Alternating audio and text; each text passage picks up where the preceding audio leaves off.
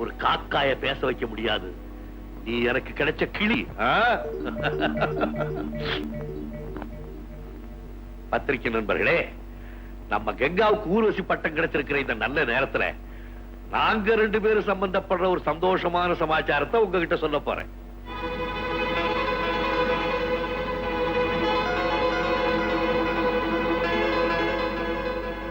கலையுலகம் எனக்கு ஒரு கௌரவமான இடத்தை கொடுத்திருக்கு.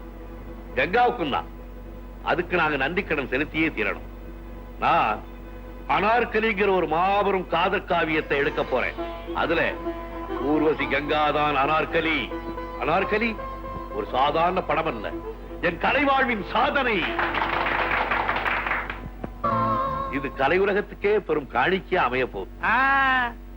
கலை உலகத்துக்கு மட்டும் காணிக்க வந்தா போதாதுங்க, பைனான்சியருக்கு காணிக்க வரணும்.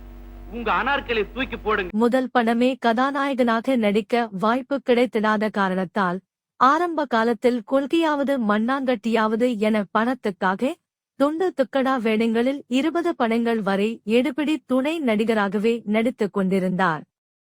தொடர்ந்து கதாநாயகனாக மாறி ஓரளவு பெயரெடுக்க ஆரம்பித்துக் கொண்டிருந்த போது நடிகர் திலகம் திரைக்குள் நுழைந்து எல்லோருடைய படங்களின் சாதனைகளையும் முறியடித்தார். எம்ஜிஆர் அறிமுகமான 16 வருடங்களின் பின் முதல் தடவையாக 1952ஆம் ஆண்டு 3 படங்களில் கதாநாயகனாக நடிக்க வாய்ப்பு கிடைத்தது.